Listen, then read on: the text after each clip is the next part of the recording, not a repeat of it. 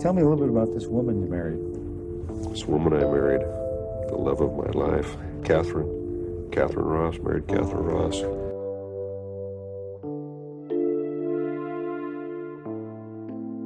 Sam Elliott has always been the man with the mustache, the deep voice, and the cowboy charm. But behind that tough guy image is a soft heart and a love story many never knew. He's played the loner, the drifter, the man who doesn't settle down. But in real life, he's held on to one woman for decades. And now, at 80, he's finally opening up. The woman who stood by him. The woman he calls the love of my life. You've seen him in movies, but you've never seen him like this. Join us as we reveal the woman who stole Sam Elliott's heart and never gave it back. But to understand the context, let's go back and take a look at where his journey began and how. A boy with big dreams and a deep voice. Sam Elliott was born on August 9, 1944 in Sacramento, California. His mother, Glenn Mamie, was once a state diving champion in Texas. Later, she worked as a physical training teacher. His father, Henry Nelson Elliott, worked for the U.S. government, helping control predators in the wild. Sam's family came from El Paso, Texas, and one of his ancestors was even a surgeon at the famous Battle of San Jacinto. When Sam was 13, his family moved to Portland, Oregon. That's where he spent most of his teenage years. He graduated from David Douglas High School in 1962. After high school, Sam joined the University of Oregon and studied English and psychology, but he only stayed for 2 terms before dropping out. He then moved back to Portland and joined Clark College in Vancouver, Washington. That's where he got his first real taste of acting. He played the role of Big Jewel in a school production of Guys and Dolls. A local newspaper praised his performance and even suggested he should act professionally. After graduating from Clark College in 1965, Sam gave university life another try and re-enrolled at the University of Oregon. He also joined the Sigma Alpha Epsilon fraternity. But life took a hard turn when his father died of a heart attack. Sam dropped out again. It was a painful moment for him. His father had never supported his dream of becoming an actor. Sam once said, "He gave me that proverbial line, 'You've got a snowball's chance in hell of having a career in Hollywood.'" Even though his father didn't believe in his dream, Sam respected his strong work ethic and tried to follow that example throughout his life. Later in the 1960s, Sam packed up and moved to Los Angeles to chase his dream. While training as an actor, he worked in construction to pay his bills. He also served in the California Air National Guard at Van Nuys Airport. Things were not easy, but Sam was ready to put in the work. A cowboy enters Hollywood. Sam Elliott's looks, deep voice, and calm presence made him a perfect fit for Western films and shows. His first big TV break came in 1969 when he appeared in Judd for the Defense. He then played small parts in classic Western series like Gunsmoke and Lancer. One of his earliest film roles was in the famous movie Butch Cassidy and the Sundance Kid, 1969, where he played a card player who watches Robert Redford show off his shooting skills. In 1970, Sam joined the cast of Mission Impossible and played Doug Robert in several episodes. By 1972, he was also appearing in beer commercials playing a cowboy for Falstaff Beer. His image was becoming clearer to Hollywood. Sam Elliott was the new cowboy in town. In 1975, he landed a major role in the TV movie I Will Fight No More Forever. It told the story of Chief Joseph and the Nez Perce tribe's struggle against being forced from their land. Sam played a lead role and began gaining more respect as a serious actor. A year later, in 1976, he starred in Lifeguard, a movie that became a surprise hit. He played Rick Carlson, a lifeguard who starts to question his life choices after attending a high school reunion. Though the movie got mixed reviews, Sam's performance stood out. Critics noted his strong screen presence, even if the character didn't have a lot of control over his fate. His fame grew with every new role, and audiences began to recognize that Sam wasn't just a handsome cowboy. He was a talented actor, too. Grit, guns, and emotional roles. The late 1970s and 1980s brought more major roles for Sam. He played everything from kind-hearted cowboys to dangerous criminals. In 1977, he played Tom Keating in the miniseries Aspen. In 1979, he teamed up with Tom Selleck in The Sacketts, and again in 1982 in The Shadow Riders, both based on Louis L'Amour novels. These roles cemented his place in the world of TV westerns. In 1981, he starred in Murder in Texas, alongside Farrah Fawcett, and a woman who would later become the love of his life, Catherine Ross. Just a few years later, in 1985, he acted with Cheryl Ladd in A Death in California. That same year, he also played a strong supporting role opposite Cher in Mask. Audiences saw a softer side of Sam in the Christmas film Prancer, 1989, where he played a father trying to connect with his daughter. Around the same time, he starred in TV movies like Buffalo Girls and Gone to Texas. The latter allowed him to play Sam Houston, showing both the fighting spirit and political skills of the historic figure. It was another chance for Sam to show his depth as an actor. In 1989, he played Wade Garrett in Roadhouse with Patrick Swayze, a tough, no-nonsense bouncer who became a fan favorite. In 1991, Sam starred alongside Catherine Ross again in Conager, based on another Louis L'Amour book.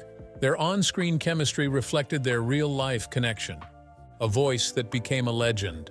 As the years passed, Sam Elliott moved into some of his most iconic roles. In 1993, he played Brigadier General John Buford in Gettysburg, a serious historical drama.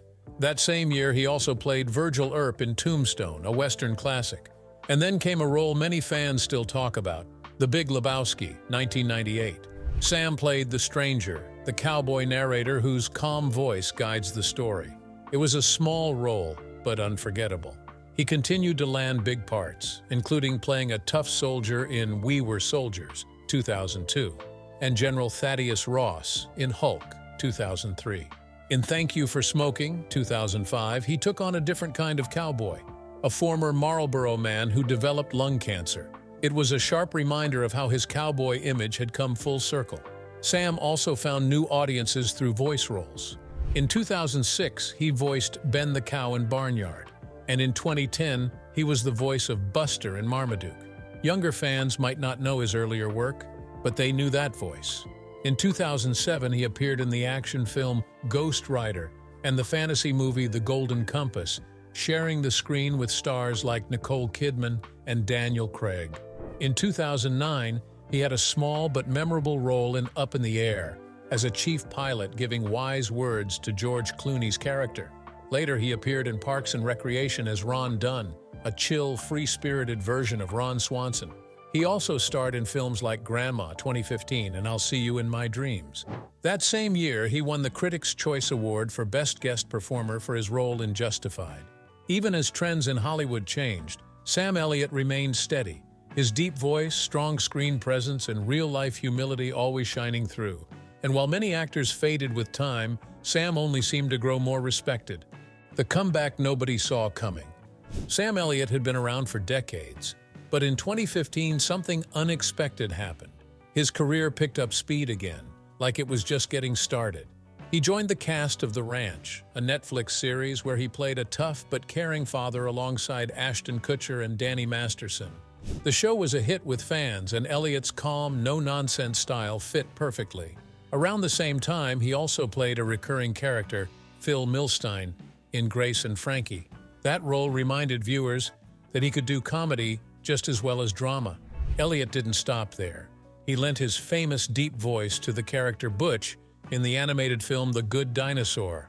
Even in a cartoon, his voice brought depth and warmth. But one movie in particular really stood out, The Hero. In it, he played Lee Hayden, a once famous Western actor now trying to find meaning in his later years. Critics loved the performance. Joey McGidson from Awards Circuit wrote, "Elliott is perfect here. The hero encapsulates everything you love about him into one package." The film showed us a more emotional side of Sam, a man looking back at his life not with regret, but with reflection. Later that year, Elliott took on a wild and unique project, The Man Who Killed Hitler and Then the Bigfoot.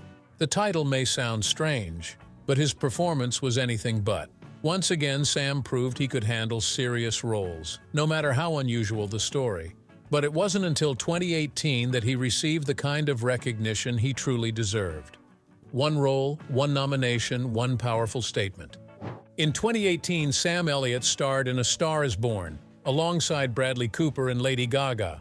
Elliott played Bobby Maine, the older half-brother of Cooper's character. Their on-screen relationship was tense, loving, and deeply real, and it left a lasting impression on audiences and critics alike. This role changed things. Elliott's performance won him the National Board of Review Award for Best Supporting Actor. But even more importantly, it brought him his very first Academy Award nomination. Yes, after all these years in the business, it was finally happening. And what did Sam say about getting that Oscar nod? I think the thing off the top of my head might be, "It's about F*******ing time," he told the press with that classic mix of humor and honesty. It was the kind of line only Sam Elliott could pull off. Straightforward, emotional, and real. He was also nominated for a Screen Actors Guild Award for the same role. It was clear that Elliott had entered a new chapter in his career, not just as the cowboy with the deep voice, but as a respected actor who could break your heart with just one look. But the real surprise came in 2022. A Western legend finds his place again. In 2022, Sam Elliott stepped back into the world that made him famous: Westerns. He starred as Shay Brennan in the hit series 1883, a prequel to the popular show Yellowstone. In 1883, Elliott played a man leading a group of immigrants through the dangerous wildlands of the American frontier. This wasn't just another cowboy role, it was deep, emotional, and powerful. Elliott's character was tough but broken, brave but scarred. The show ran from late 2021 into early 2022 and brought Sam a whole new generation of fans. His performance didn't go unnoticed.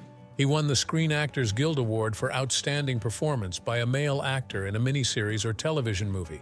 That win proved something many already believed. Sam Elliott wasn't just back. He was better than ever. But even with all this success, there's still a lot most people don't know about him. What you don't know about Sam Elliott.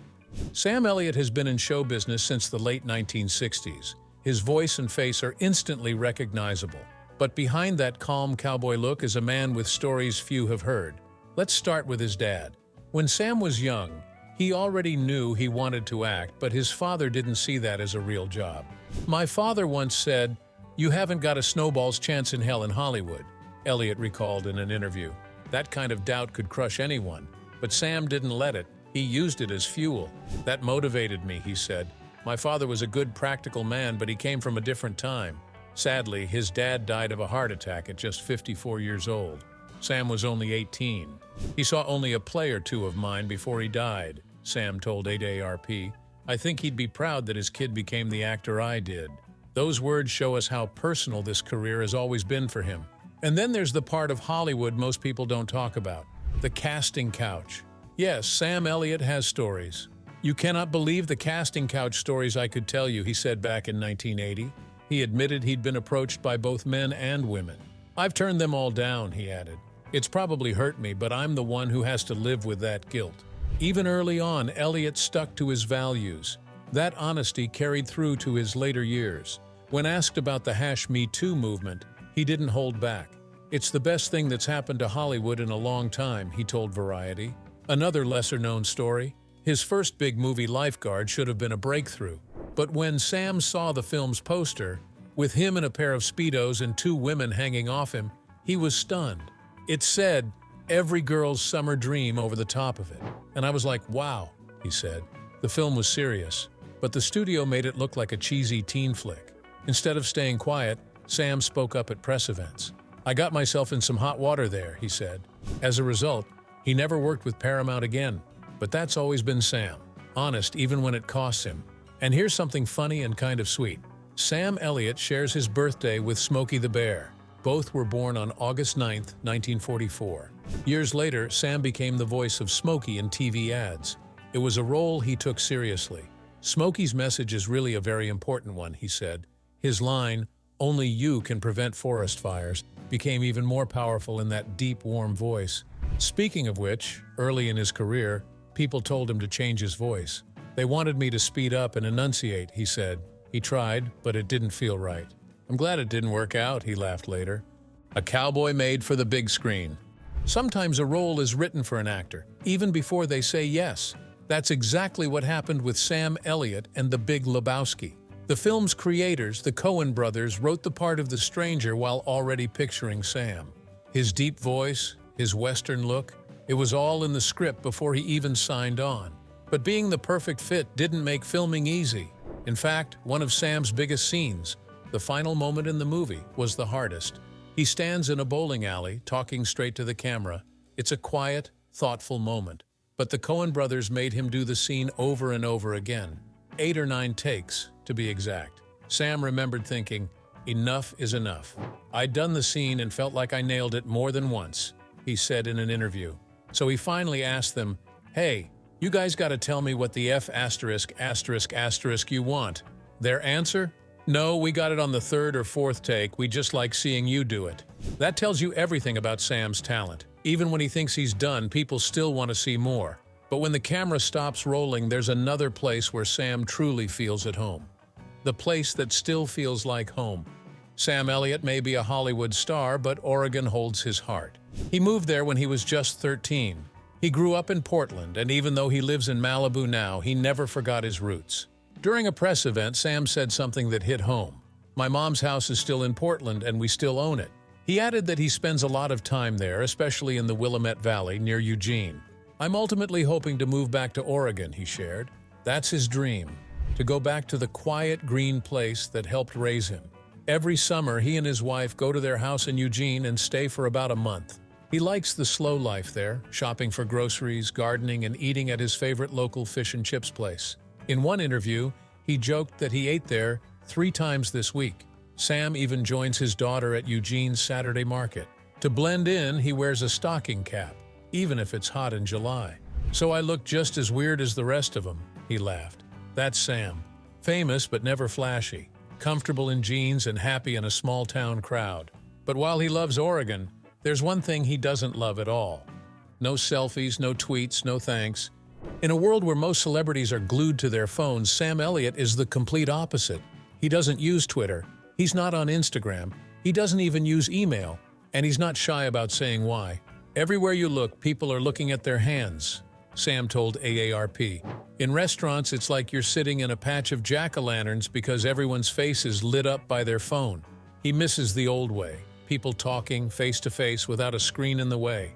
Still, his lack of social media hasn't hurt his fame one bit. People don't need a tweet to recognize him. His voice does all the talking. My voice gets recognized before anything else, he said. In church and school choirs, I started as a tenor, moved to a baritone, and finally became a bass. I knew then that my voice would be my instrument. And when he wants to go unnoticed, he has a simple trick. Now, if I want to hide, I just keep my mouth shut, he joked. But it's not just his voice that people talk about, it's something right under his nose. You see, Sam Elliott's mustache is so famous, it could probably sign autographs on its own. And yet Sam doesn't get the hype. The whole mustache thing is a mystery to me, he said in an interview. While promoting the hero, he shared a story about a fan who was obsessed with his facial hair. Even then, he didn't quite understand it. It's such an odd thing, isn't it, he said. At one point, he did shave it off for a role. But it felt strange. I did feel naked without the mustache, he admitted. Still, he was proud to be one of the first actors in his generation to wear one. Me and Tom Selleck. And I was first, he said with a grin. In fact, there was even an online contest between him and Tom Selleck to see who had the better mustache. Sam just laughed it off. It's so bizarre, he said. All the while, his fame and fortune kept growing. But money was never what drove him. Sam Elliott's net worth. With over 50 years in film and TV, Sam Elliott has done very well for himself.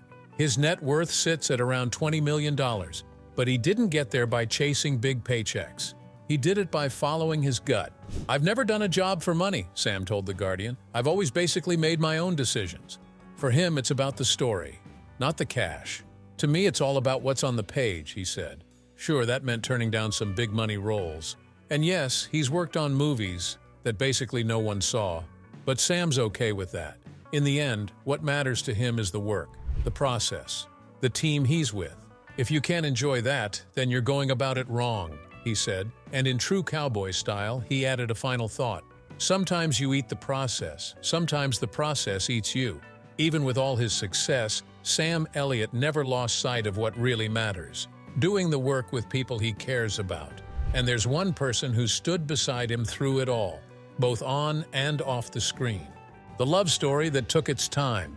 Sam Elliott and Catherine Ross have been together for nearly 40 years, but their love story actually started long before that. It all began in the late 1960s on the set of Butch Cassidy and the Sundance Kid. Catherine Ross was the leading lady. Sam was just a background extra. He didn't speak to her. He only admired her from a distance. "I didn't dare try to talk to her then," he later said. "She was the leading lady. I was a shadow on the wall." Years passed before fate brought them together again. In 1978, they were both cast in a movie called The Legacy. This time, they played love interests on screen. And real sparks started to fly off screen too. Ross had just ended her fourth marriage, and she was ready to move forward. That's when Sam made his move. They started dating, and things moved quickly from there. In May 1984, the couple got married. A few months later, they welcomed their daughter, Cleo Rose Elliott. From that moment, they didn't just share a home. They shared careers, dreams, and a life full of hard work and deep love. A marriage built on respect and real effort. Hollywood marriages are often short and stormy, but not this one. Sam Elliott and Catherine Ross have stayed strong for nearly 4 decades. What's their secret? According to Sam, it's simple but powerful. "We love each other and we work at it." In an interview, he explained that marriage isn't just about love, it's also about effort. More importantly than anything, it takes wanting to be married, he said. For Sam, marriage and acting were his 2 biggest goals. "The 2 things that I wanted in my life were to have a movie career and to be married, to have a family," he said. "And it's an embarrassment of riches that I've got both." And Ross wasn't just along for the ride. She is a respected actress in her own right. Born in 1940 in Los Angeles, she grew up partly in Hollywood and later in Walnut Creek. While in college, she found her passion for acting after performing in The King and I. She dropped out and joined the Actors Workshop in San Francisco. Her early career was filled with small roles, but she kept going. "I was queen of the screen tests," she joked in an interview. Eventually, she landed her big break in The Graduate, a role that earned her an Oscar nomination and a Golden Globe.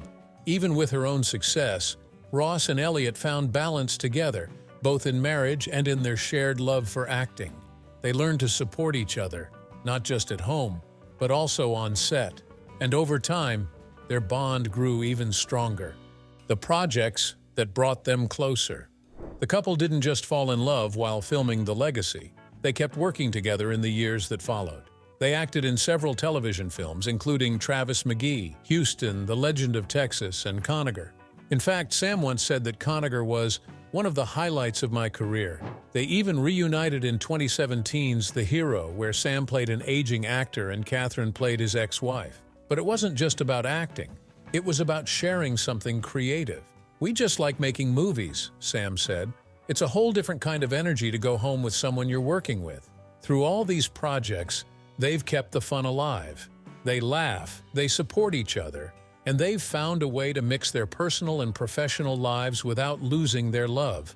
It's rare in Hollywood, but for Sam and Catherine, it just works. And while they've spent plenty of time in the spotlight, they've also focused on raising their daughter with care and privacy. Cleo Rose Elliott was born just 4 months after Sam and Catherine got married. Instead of following her parents into acting, she found her own voice through music.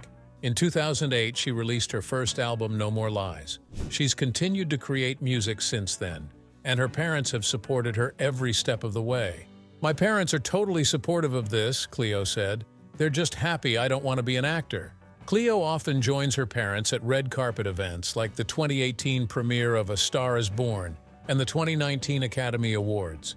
And even though she's chosen a different path, she clearly shares their creative spirit.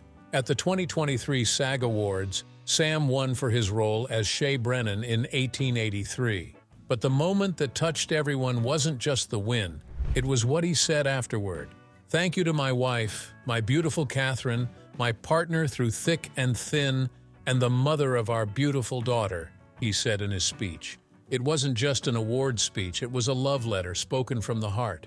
Their red carpet smiles, their small shared glances, the way they still laugh together, it all tells the story.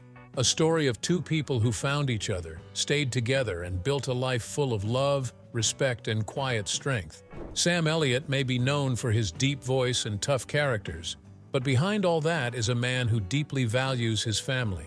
Catherine Ross may have started with 4 failed marriages, but with Sam, she found something real. As she once said about what first drew her to him, "Probably all that and more." And after all these years, it still seems to be true. What do you think about their relationship? Share your thoughts in the comments below. And don't forget to hit like, subscribe, and stay tuned for more incredible stories from Hollywood's fascinating history. See you next time.